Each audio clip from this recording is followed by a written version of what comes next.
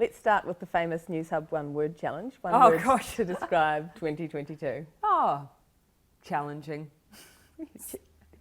In what way? Oh, gosh.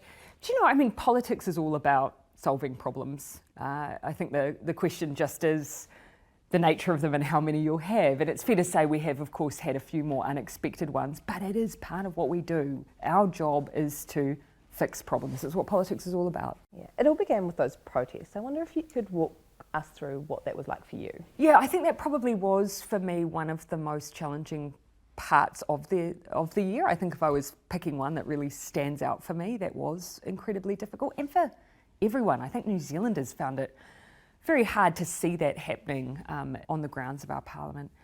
You know, for me, it was seeing the tipping point from, you know, protest, which, you know, I think we celebrate as a democracy, into something that felt like something else completely. And knowing as we did that some of what was motivating it was also based on mis and disinformation, that was very challenging, knowing that people were there for reasons that didn't feel right. That it was difficult.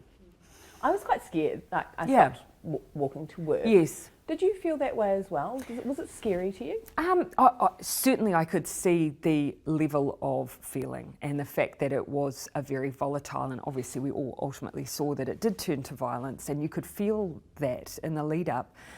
And, you know, I was worried for people who work in that place because you couldn't come in without being confronted. And for the most part, that building is full of people who are just there to do a job for New Zealand. So it was very difficult knowing people were facing that. For me, there are times when I will have to change up the things that I'm doing. That's part of the job. So that just happened to be a particular time where I had to do things a bit differently. Seeing that spill over to other people was very upsetting. 2022, basically the year of the crises. We had Omicron, housing, hospitals, mental health, workforce, crime, cost of living. How does dealing with all of those crises at once compare with, say, the crises that you're lauded for on the world stage, the terror attacks, the pandemic?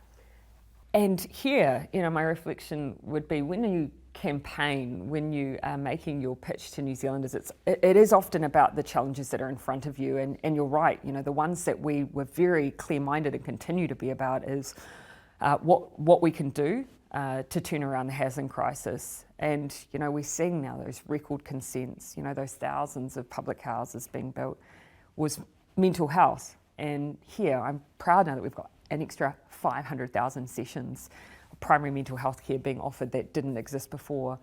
But you've got to keep doing that while you've got that overlay of those other challenges, like, for instance, a pandemic, like biosecurity incursions, like, sadly and devastatingly, a domestic terror attack. But that has always been the nature of politics. It's both what you plan and what you don't, and how you manage both. Cost of living has pretty well defined the year. Yes. Have you been to the supermarket recently, and was there a particular product that stood out to you and you thought, whoa, that's expensive? So I do a lot of, Clark does the in-between runs, I do the odd dairy run, and I buy online. So that's how I buy. But I do keep an eye on those common things that we're buying in our household, but I know will also be standing out to people as well. Often for me, it's those simple things like a block of cheese. You know, that for me is a real guide.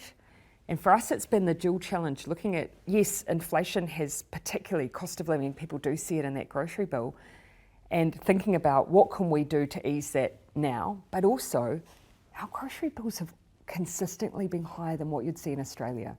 That's been a persistent issue for us. So we've been, as a government, both thinking about how do we week to week help New Zealanders through, and that's things like your family tax credit increase or what you do on fuel.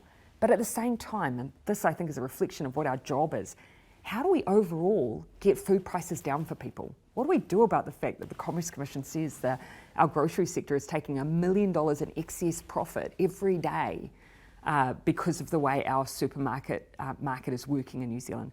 That is politics. Fix the day-to-day, fix the long-term. You mentioned fuel there. Yeah. And that probably has contributed to, even though prices are rising, contributed to kind of keeping a level on it a little bit. Yeah, before we've got to when you make take that decisions. off, Yeah. what's going to happen? And we will look to signal what that plan is before the end of the year so people can think about that. But when we're doing that, we're also looking at well, at that time, what are the other things we're doing to support New Zealanders? So an example is the cost of living payment we had, 3 of those at a point where inflation was at its highest, but also increasing the family tax credit. That reaches 60% of our families. We're also having to, of course, you've got to plan ahead. Any of the changes we want to make to ease the cost of living takes a bit of time to implement. So the childcare subsidies, which we're looking to implement next year, those all we know make a difference, but you've got to get in front of that and plan ahead. So even if things are changing or phasing out, new things are coming in.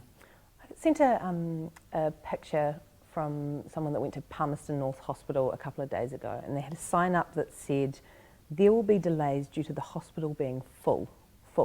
How does that happen? You know, when we came in, a big focus for us was, how do we make sure that no matter where you are in the country, you're getting the best possible care? Now, one of the things that we've, of course, faced is the extra surges of a pandemic, record flu seasons we had previously with our kids' RSV. Now, those have been challenges for every health system, but we had the existing challenge of the fact that we had a consistently under-resourced and poor health infrastructure. I recently got a letter from someone in that same region who said to me that they were in need of cancer care and that they'd been notified to say that because of the new health reforms, they had specialists who were coming up because they had a bit of excess capacity into the region from Wellington in order to provide the cancer care they needed. That is the benefit of the health reforms, but this is a track we have just embarked upon, but I do believe in the long term it will make our health system stronger.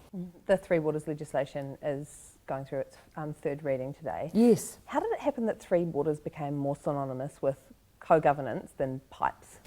Oh, look, and, you know, these are things that over time, of course, you know, I will always reflect back on what do we learn from that. But you're right to point out that actually the starting point for this and the whole primary purpose of these reforms are because we have not invested in water infrastructure, and that manifests in 2 ways. Last week I was in a town that's had a week-long boil water notice. People were told not to shower.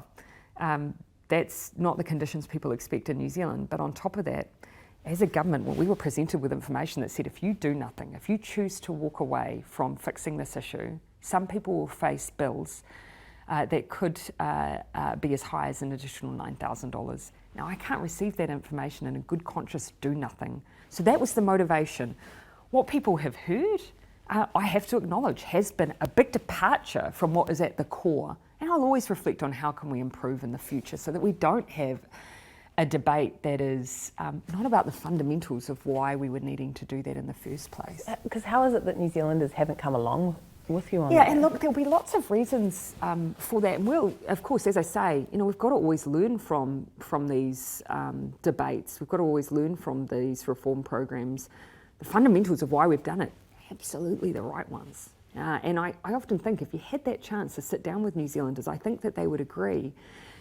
But one of our challenges perhaps was just making sure that people understood the scale of the problem. Water infrastructure and the problems with water, it is literally a hidden problem. It's a hidden problem. I don't think every New Zealander, unless they'd been in those areas with boil water notices, which were all too common, they won't have known which direction their water bills were going to head. We probably needed to talk about that more.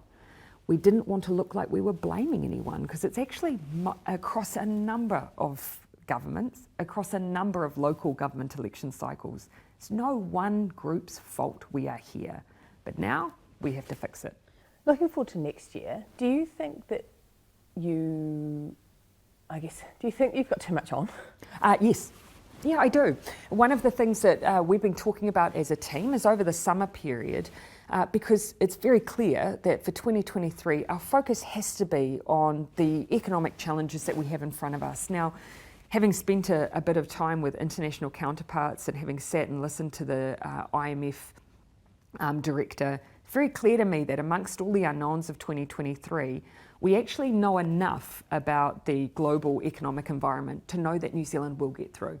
I know there's a lot of anxiety out there about next year, but I absolutely am confident, knowing what we know now, we will get through and we will actually come through, I think, better than many others.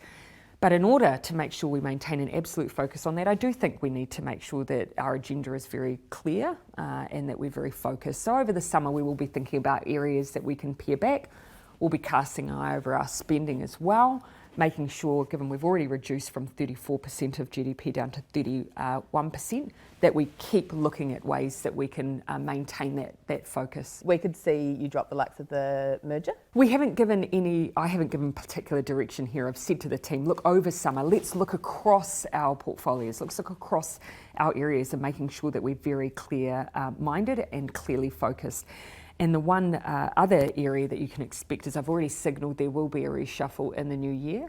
I'll be announcing a handful of retirements next week as well, and that's not unexpected. As you know, when you're coming into the election cycle, when you're selecting candidates, our MPs have to signal what their intentions are, so we'll be doing that next week as well. And what about your intentions? Do you intend to run as the MP for Mount Albert next year? Do you intend to run as an elected MP? Yes, I've already signalled to my team that I'll be looking for that selection to be happening early in the new year. I know you don't like saying what the date of the election is until next year, but usually the formula goes, don't hold an election on the same day as an All Blacks test. There's a World Cup that clashes with election season next year. But the All Blacks don't have a game on September the 23rd. How does that sound? I will be looking to announce the election date early-ish in the new year. I personally believe in the convention that's being set around signalling in advance. I think it's a fair and robust way to run an election year. It gives everyone the ability to plan, and I think that's important. So we'll be looking to factor everything in: public holidays, school holidays, those things that affect the ability of people to participate in an election. It would be quite a nice symmetry with 2017, wouldn't it? I'm not going to announce any dates now, but we'll give people plenty of time. Okay, and just to be perfectly crystal clear, you are 100% committed to running for Mount Albert? I've said that my plans haven't changed. Okay, and if you lose the election, will you step down? Oh, again, here I'm not going to get into hypotheticals because our focus, of course, is, and again, I'm always aware that it's not about winning for winning's sake, it's about making sure that we have the agenda that helps support New Zealanders through our tough times and our good times. We've got an experienced team, we've been through a lot. We are not finished though with the challenges that we need to address, and I believe we're the best placed team to do that. What's your election slogan? Oh, I haven't finalised that yet. All right, thank you very much, Prime Minister.